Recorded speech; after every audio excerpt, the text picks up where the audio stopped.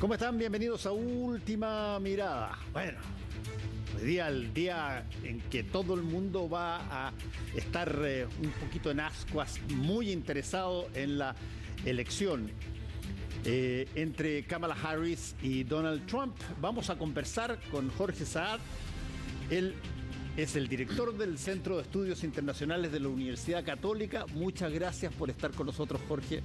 Ya nos habíamos visto hace ya bastante tiempo y de vuelta a tratar de entender un poquitito cuáles son las variables que uno debiera tomar en cuenta, a tu juicio, sobre la elección de hoy día en la noche. Bueno, buenas noches, Fernando. Gracias por la invitación. Nos vimos en la última elección de Estados Unidos, Así de hecho. es. Yo creo que si esta entrevista la hubiéramos tenido la semana pasada, yo te diría que Trump tenía una leve ventaja dentro del margen de error, pero era el favorito.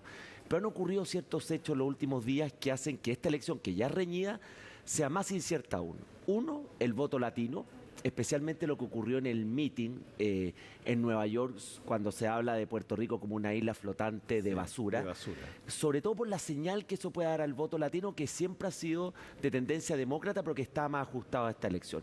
Y el segundo sorpresivo es el voto de la mujer, que representa cerca de la mitad del electorado americano, especialmente la encuesta que vimos el fin de semana en Iowa, que es tradicionalmente un estado que ha votado por Trump, por el tema del aborto, por la ley que prohíbe el aborto en ese estado, y la señal que puede dar a las mujeres, toda la discusión que se está dando en torno a Trump y el fallo de la Corte Suprema, este famoso fallo Roe versus Wade, que prohibió el aborto como un derecho universal o de garantía y que cada estado tiene que definirlo. Esos dos elementos, creo yo, Fernando, hacen que esta elección, que se juega en 7 estados clave, sea muy incierta, muy reñida con este último segundo aire que ha tenido Kamala. ¿Cuáles pueden ser los hándicaps del hecho de que Kamala Harris sea no solamente de afroamericana, sino que también es mujer? Yo he dicho hasta la saciedad, y lo voy a repetir, que como el sistema estadounidense es muy especial, no tiene nada que ver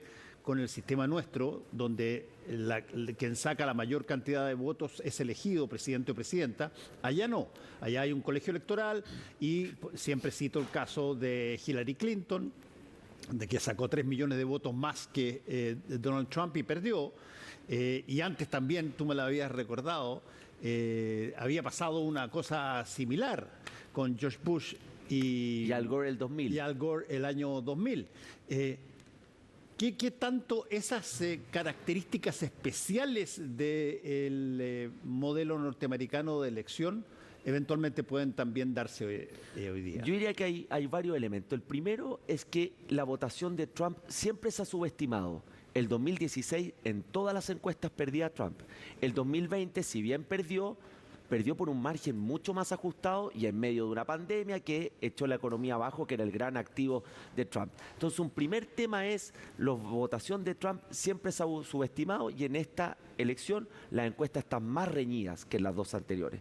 Lo segundo es el tema migratorio, que ha tomado fuerza y que es un caballito de batalla de los republicanos y de Trump, especialmente por lo que ocurrió cuando Biden decide tratar de regularizar estos más de 11 millones de inmigrantes que están ilegales en Estados Unidos y que generó una suerte de boom de solicitudes de asilo. No sé si recuerda esa imagen en la frontera sur, las detenciones diarias, y por lo tanto ahí hay un concepto de que los republicanos puedan tener mejor manejo que los demócratas en el tema migratorio, aun cuando Biden este año dictó una orden ejecutiva muy dura en el tema. Una tercera materia es que Kamala Harris no fue una vicepresidenta con gran brillo. Uno no la recuerda como una figura fuerte, y en su campaña las propuestas, especialmente en el tema del costo de vida, que es otro gran móvil de campaña que es la economía, no ha sido lo suficientemente clara. Si tú ves las cifras macroeconómicas de Estados Unidos, una economía sólida, saludable, esta administración va a terminar con muy buenos números como economía desarrollada. Pero la trampa de los promedios es que cuando tú haces doble clic, aún para el americano el costo de vida está muy alto. Alimentos, vivienda, después de ese segundo año de Biden, donde hubo un problema de inflación a nivel mundial, que los precios estuvieron muy altos. Y eso aún mantiene una percepción. Y lo último, las encuestas muestran que el 70% de los americanos cree que Estados Unidos va por la dirección incorrecta. Por lo tanto, tú podrías decir ¿Cómo se va a votar continuidad si un grueso de la población americana cree que el país va por mal camino? ¿Pero qué ayuda a Kamala Harris? Uno, Trump, que sigue teniendo un voto de rechazo muy alto, y eso es un movilizador en una campaña voluntaria. Ahora, ahí hay un punto bien impresionante, porque yo no lo había visto, reconozco, y que yo he seguido las campañas estadounidenses, pero desde hace ya muchísimo tiempo, tanto allá como desde acá, pero yo no había visto tanto que, en este caso, republicanos públicamente, figuras republicanas del Parlamento, figuras republicanas de los distintos estados, públicamente dijeran que van a votar por Kamala Harris. Eso es casi como decir, mira, es casi como una patada que le pegan a Trump.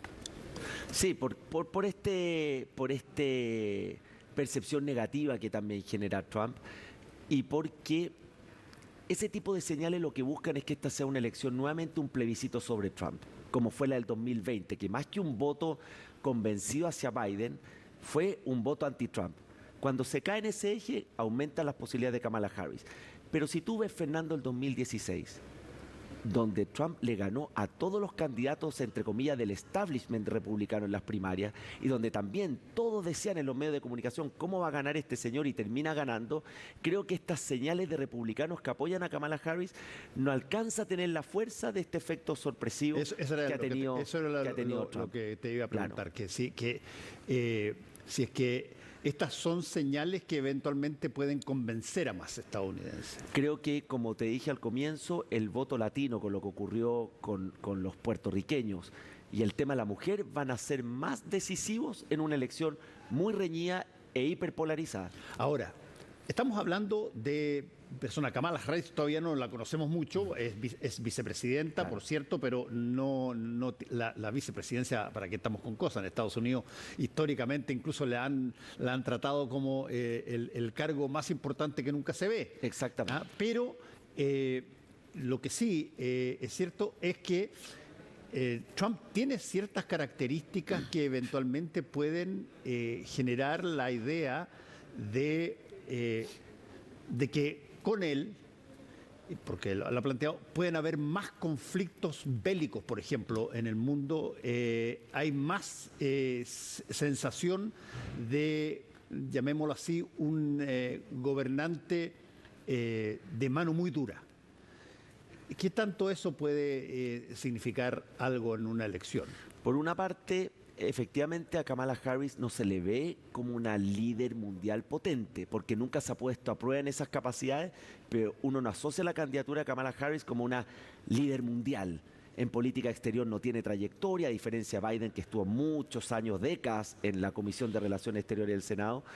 Y por otro lado, Trump, algo lo conocemos ya. Por eso el mercado ha sido menos volátil con Trump. La volatilidad está dado por otro tema que después hablaremos, porque ya lo conoce. Entonces el factor de impredictibilidad de Trump ha disminuido.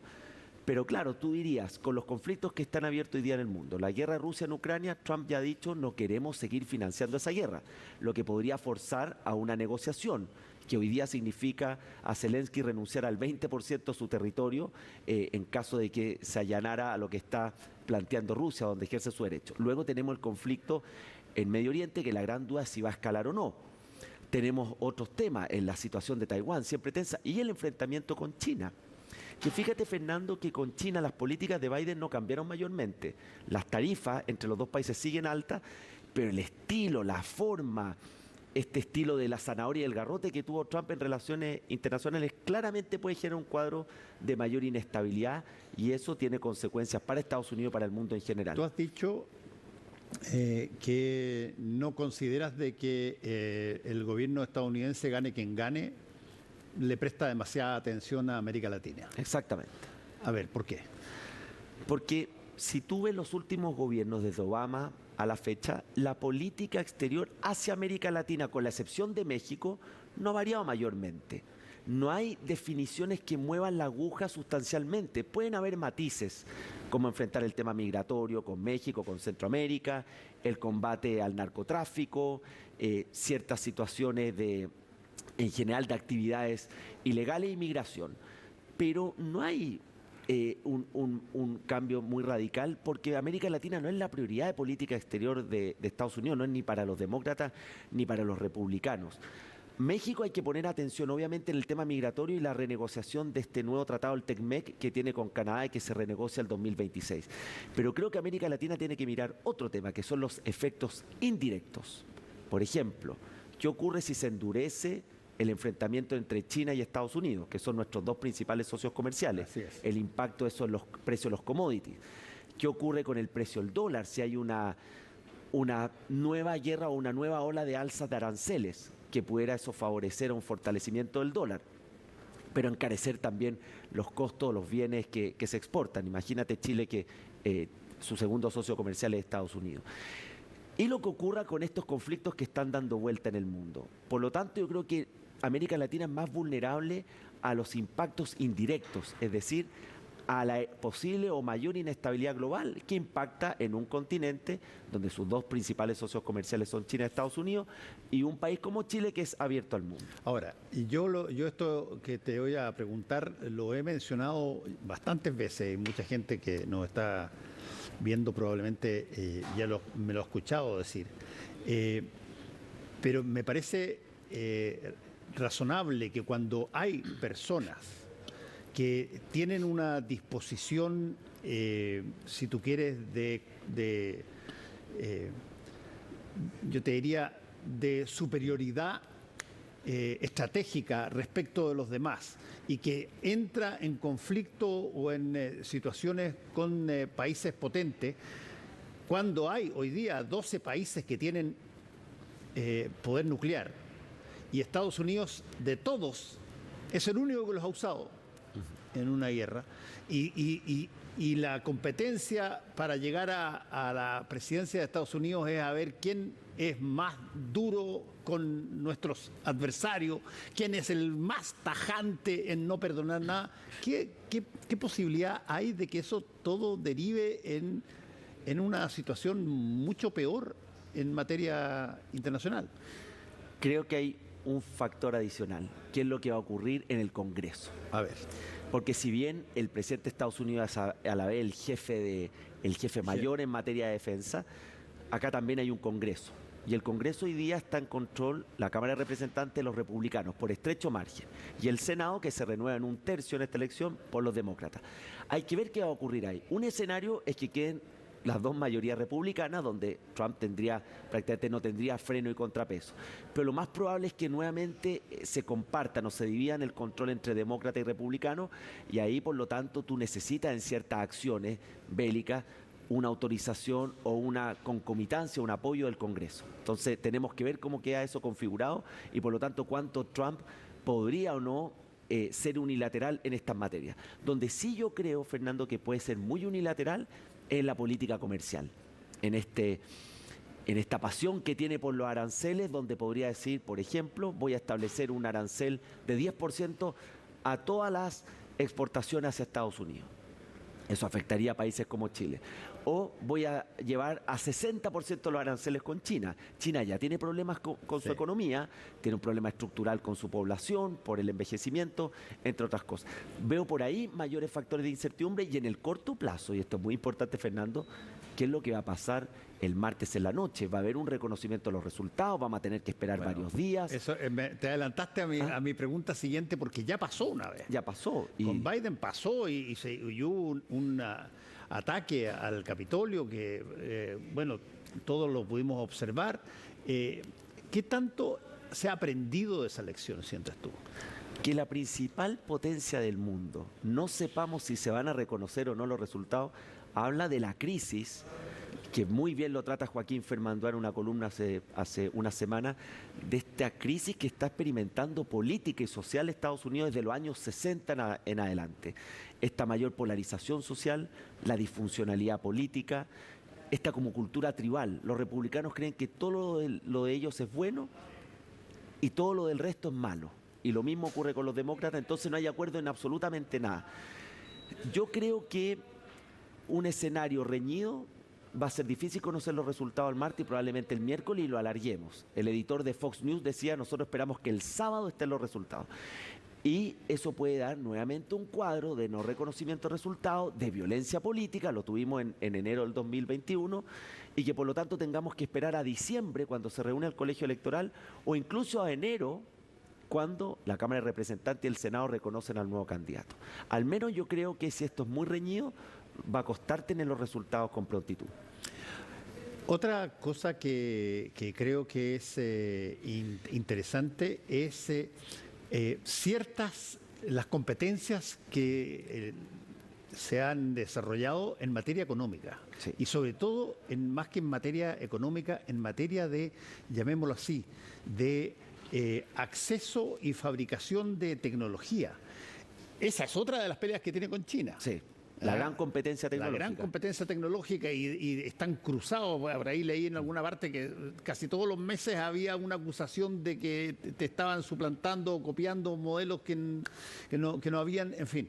Esa guerra tecnológica, esa competencia económica, pero en lo que es el futuro, ¿qué tanto eventualmente puede afectar al mundo? Yo creo que en este tema es más bien el cambio de estilo retórica, porque si uno ve las políticas de la administración de Biden, han sido tremendamente proteccionistas y tremendamente restrictivas con China. Por ejemplo, arancel de 100% a los vehículos eléctricos fabricados en China. Lo hizo Biden, no lo hizo Trump. Sí. Todas las medidas de política industrial, los subsidios, las distorsiones a los mercados que Biden habla de una nueva política industrial, pero que en la práctica han sido medidas proteccionistas. El 2023, veía las cifras del Fondo Monetario Internacional, ha sido el de mayor número de medidas proteccionistas de los países desarrollados liderados por Estados Unidos. Entonces, en la práctica, en las medidas, las políticas, no debiera haber mayor cambio, pero hay un cambio en el estilo, podría haber un cambio, una retórica más agresiva nuevamente con China. Y esa competencia tecnológica, hoy día los países no hablan del desacople, hablan del de-risk en inglés, que es un poco una palabra, un eufemismo para decir estamos tratando de fragmentar la economía o reducir la dependencia con China que vimos en el COVID, que era muy alta. Ahora, la otra variable es ¿qué pasa con las alianzas clásicas de Estados Unidos? Estoy hablando desde la OTAN, en algún momento dado se le llamó el Pacto Andino con América Latina, que ya quedó hace rato aguado, llamémoslo así. Pero tiene una serie de relaciones Estados Unidos con países que eventualmente la relación con Israel a través de lo que está pasando en el Medio Oriente, por ejemplo. ¿Qué tanto de eso puede permanecer, gane uno, gane otro, o se altere por la misma lógica? Siempre para el mundo y para los aliados, la Unión Europea y los países aliados, es más incómodo Trump, porque tiene un estilo más aislacionista, no cree en el multilateralismo, fue muy crítico de la OTAN. Antes de la guerra de Rusia, que toca ya con la próxima administración, fue muy crítico de la OTAN. Decía que era una organización que ya venía en decadencia y que tenían que los países financiarla más porque Estados Unidos siempre se hacía cargo. Ya mencionamos el tema de Rusia y Ucrania. Creo, por lo tanto, que es más impredecible cómo se va a manejar Trump en la relación con los aliados y es una forma menos convencional, menos de alianza, menos de bloque. Ya lo vimos en su primer mandato. Por otro lado, tenemos América Latina, la alianza en América Latina. Algunos han dicho que acá se puede generar un nuevo polo ideológico con Trump, Milei, Bukele en El Salvador y algunos países, digamos, afines de derecha como es Perú, Paraguay, Panamá, República Dominicana. Pero eso yo creo que es más bien simbólico, ideológico, porque nuestra región no es prioridad. Y si nos movemos al otro lado del mundo, efectivamente creo que Trump va a ser más incómodo, menos convencional, más impredecible en las relaciones internacionales, y uno de los pilares de las relaciones internacionales es que tienen que tener un cierto nivel de estabilidad porque tú necesitas confianza en tus socios. Y puede haber simbólicamente, o quizás más que simbólicamente, internamente en el votante estadounidense, con un mundo que tiene conflictos en 4 continentes, una vuelta a este tema lo arreglan los hombres, no lo arreglan las mujeres. Si es que hay que ir a la guerra o si es que hay que hacer una cosa acá, para eso necesitamos a alguien duro. Claro. Yo diría que el tema de internacional o de política exterior nos interesa mucho más a los no americanos que a los americanos. De hecho, en las prioridades la política exterior está en un orden muy bajo, salvo el tema de China en su momento. Pero está muy bajo. Hoy es economía, migración, sistema de salud. Esas son las prioridades de los americanos, como suele ser, son temas más bien de política local. Pero lo que puede ocurrir es que si hagamos un escenario de que Trump es más aislacionista o genera menos alianza, hoy día hay un rebalance del poder a nivel global y tú ves que los países están buscando nuevas alianzas que no necesariamente pasan por Estados Unidos. Tú mencionabas el tema de Israel. Israel ha tomado decisiones a contrapelo de Estados Unidos en el conflicto en Gaza, dicho por el propio secretario de Estado. Luego tú tienes la alianza que se está generando en los BRICS, que son los países emergentes que van hacia el desarrollo, India, Brasil, la propia China. Luego tienen los polos de desarrollo que está generando China en base a intereses económicos y que logra sentar en la mesa a Arabia Saudita e Irán, que tenían suspendidas sus relaciones diplomáticas hasta hace poco más de un año. Entonces, ¿cuál es el riesgo, creo yo? Y acá voy a poner a los dos candidatos, que una Kamala Harris que se pueda ver débil como líder global, genera un espacio para que otros estados, otros actores van tomando más poder. Y un Trump que dice, yo me voy a enfocar en Estados Unidos primero, y los asuntos exteriores no me generan mayor interés, hace también que otros actores, China, Rusia, países de Medio Oriente, van tomando mayor espacio, van tomando mayor poder, con un Estados Unidos que además lo hemos conversado en este programa, viene un poco en descenso, no es Estados Unidos hegemónico después de la Segunda Guerra Mundial. Sí, ahora esto de concentrarse en Estados Unidos y de cómo reinsertarse desde adentro es algo que tiene ciertas manifestaciones súper potentes. Una de ellas, que probablemente esta vez la veríamos de una manera distinta a como se vio en la primera administración de Trump en caso de ganar Trump, es la inmigración. ¿Cuál es el trato con la inmigración? Ahí hay todo un tema mundial que probablemente tiene su texto escogido con los dedos. ¿Qué es lo que Estados Unidos va a hacer respecto de su inmigración y toda esa situación? Trump ha dicho que quiere hacer una deportación masiva de inmigrantes ilegales. El problema de los inmigrantes ilegales es que cuesta identificarlos. Algunos ni siquiera se sabe si la identidad que tienen es real o no. Pero estamos hablando del orden de sobre 10 millones de inmigrantes ilegales. Y lo curioso es que mucho inmigrante legal, como el voto latino, es contrario a ese tipo de inmigración. Ahí vamos a ver lo que va a pasar, porque la elección pasada la novedad era el famoso muro y que generó. Pero ese es un activo de Trump y que lo está explotando, y que incluso los republicanos no quisieron aprobar una ley bipartidista en Biden para endurecer ciertas medidas migratorias. No sabemos qué es lo que va a ocurrir en lo efectivo, más allá de estos anuncios efectistas, pero claramente este es un problema en Estados Unidos, un problema en Europa, lo vimos en las elecciones de la Unión Europea, y un problema que a medida que el mundo es más inestable, más flujos migratorios se generan. Sí, ahora, hay veces en que determinadas cosas que pasan generan, generan que pasen otras cosas o cambios en la manera de pensar. Voy a mencionar dos, una que ya mencionaste, con la referencia del humorista a Puerto Rico como esta isla llena de basura que tenemos ahí. Quedó una crema bastante grande. En una elección tan apretada. En una elección tan apretada. Y bueno, el tema de Puerto Rico estaba ahí, pero también ha quedado presente eso en manifestaciones que el propio Trump ha señalado respecto de su manera de enfrentar un tema como es la inmigración. Y desde ese punto de vista, ¿eso importa adentro de Estados Unidos? Creo que importa mucho, ¿sí? Porque en la encuesta se muestra que el tema migratorio a comienzos de este año estaba en el top 10, pero estaba más abajo, muy superado por la economía, por el tema de salud, seguridad. pero tuvo un crecimiento muy importante, especialmente con lo que comenzó a ocurrir en la frontera sur, que se llegó a tener 4.000 detenciones diarias de personas que querían ingresar de manera ilegal a Estados Unidos. Entonces se generó una percepción en Estados Unidos de que el tema de la inmigración se descontroló y que Biden, con sus medidas de que buscaba regularizar el tema, generó un incentivo para que viniera una nueva ola migratoria. Eso está como en la mente del americano. Entonces eso es un terreno fértil para estos anuncios duros de Trump en la materia. Ahora, ya en el gobierno habrá que ver qué va a suceder, porque tampoco hubo un cambio dramático de Trump en el tema migratorio durante su mandato. Y de hecho con México, López Obrador, que podríamos decir políticamente era muy distinto, pero tenían características de personalidad muy similares, se entendió bastante bien México con Trump. Cuando Trump dijo, yo voy a subir aranceles si usted no me controla el tema migratorio. Entonces hay que ver cómo va a ser en la práctica para un tema que ningún gobierno en el mundo ha podido resolver. No lo hemos resuelto en América Latina, no lo ha resuelto Europa y menos Estados Unidos.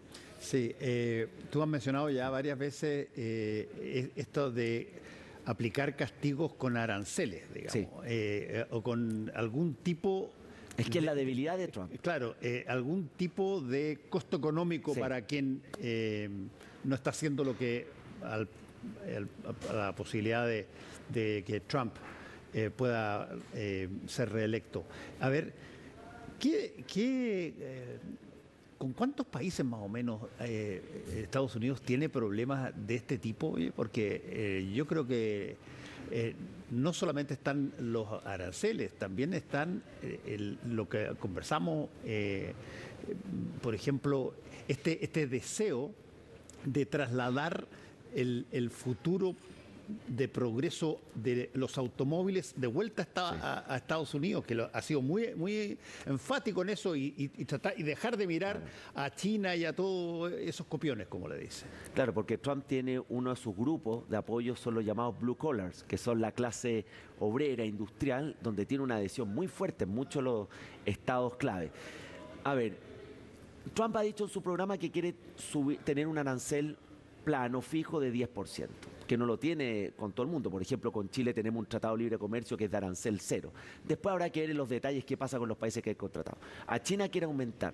También ha amenazado a terceros países, es decir, por ejemplo en México, donde empresas chinas se han instalado para evitar el nivel de aranceles que tiene hoy día, y Trump ha dicho, si México sigue en eso, le voy a aplicar a usted también aranceles.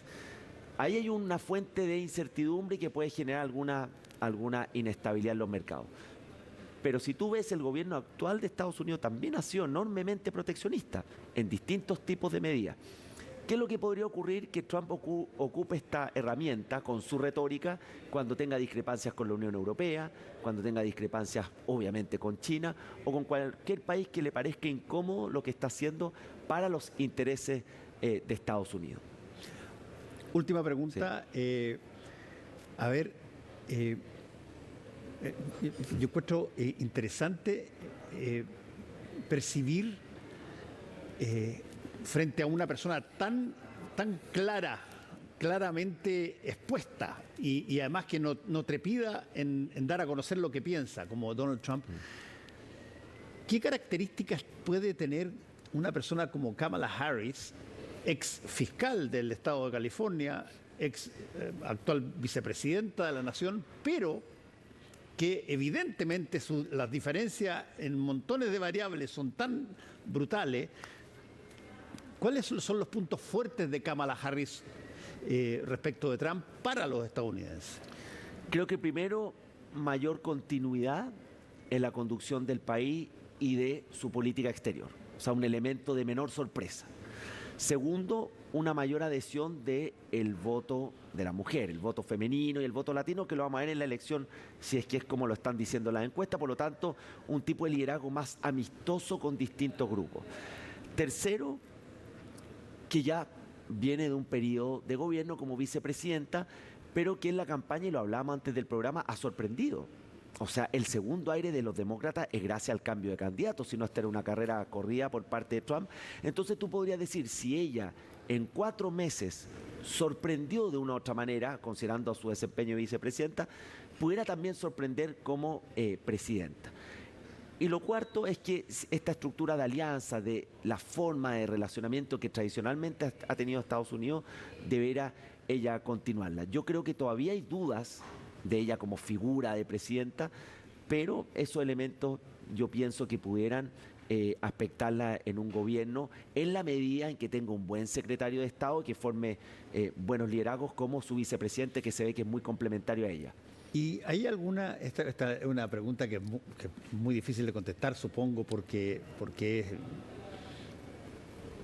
por la misma naturaleza de la entidad, pero el comandante en jefe de las Fuerzas Armadas es el presidente de Estados Unidos siempre en caso de guerra, en caso de tormenta. No es el comandante en jefe permanente. Claro, permanente, pero sí en caso de guerra. Y los militares no son particularmente las Fuerzas Armadas los que aparecen dando opinión sobre quién les gustaría que los mandara, no. Pero de alguna manera la relación entre las potencialidades militares de Estados Unidos, llegan también a ser interpretadas por los altos mandos. ¿Cómo se ve a Kamala Harris, Andy?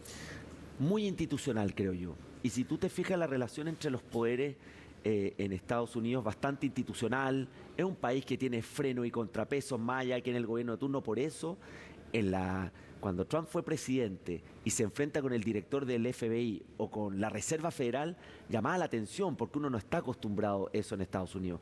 Yo creo que serían relaciones mucho más institucionales, más estables, y la Fuerza Armada finalmente sigue las instrucciones que les da el presidente o presidenta. Yo creo que va a ser interesante el tema de Medio Oriente, porque sabemos que Netanyahu tiene una cierta cercanía personal con Trump, y lo que va a ocurrir con la guerra de Rusia en Ucrania. Creo que esos dos conflictos en los primeros 100 días nos van a dar señales claras de si hay un cambio o no.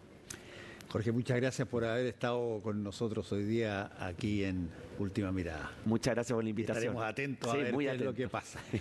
Bueno, muchas gracias a todos ustedes y nos encontramos mañana. Tenemos toda una cantidad de cosas especiales mañana en torno a lo que va a pasar en Estados Unidos, además de una serie de otras materias que tienen que ver con la actividad chilena. Así es que nos encontramos en Última Mirada y muy tempranito en CNN Chile Radio con Carolina Urrejola. Hasta luego.